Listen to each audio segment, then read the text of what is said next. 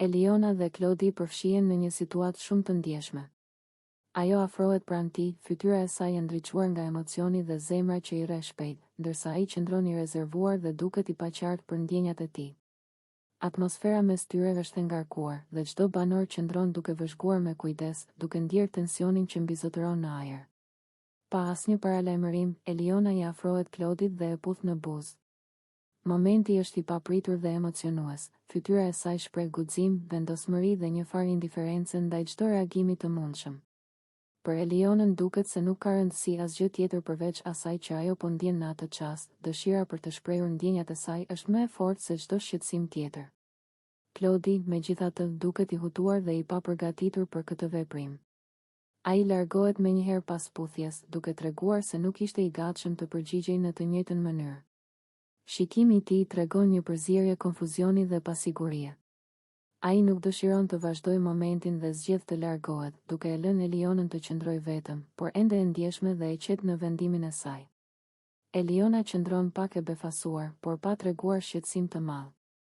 Lotët nuk dalin, por fytyra e saj shpreh një qetësi të çuditshme dhe një ndjenjë se ajo ka bërë atë që ndjente të drejtë për veten.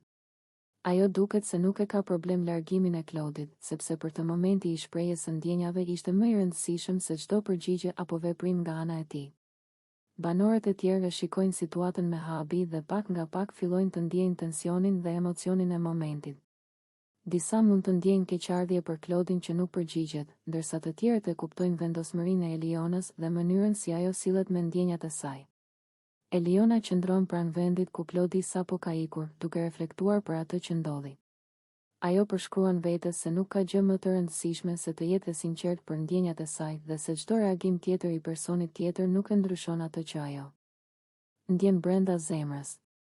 Ajo mendon për guximin që tregoi dhe ndjen një lloj lehtësimi emocional që nuk e ka ndjerë më parë.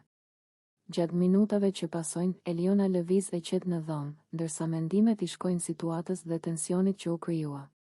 Ajo përsërit disa herë në vetvete se nuk ka rëndësi se si reagon Klodi, sepse ajo veproi sipas zemrës së saj dhe tregoi ndjenjat që kishte për të. Çdo moment i kaluar pas puthjes përforcon vendosmërinë dhe pavarësinë emocionale të Elionës. Ky moment zgjatë gjatë, me kamera që kap çdo detaj, shikimin e vendosur të Elionës, reagimin e banorëve të tjerë dhe mungesën e përgjigjes nga Klodi. Qetësia që pason puthjen, ndërthurur me tensionin dhe emocionet e papritura, krijon një atmosferë dramatike dhe të ngarkuar që e bën skenën të zgjasë më shumë se 5 minuta video. Në fund, Eliona qëndron e qetë, duke reflektuar mbi ndjenjat e saj, ndërsa Klodi largohet. Momentet e heshtjes dhe reflektimit janë po aq të fuqishme sa edhe vetë puthja, duke treguar se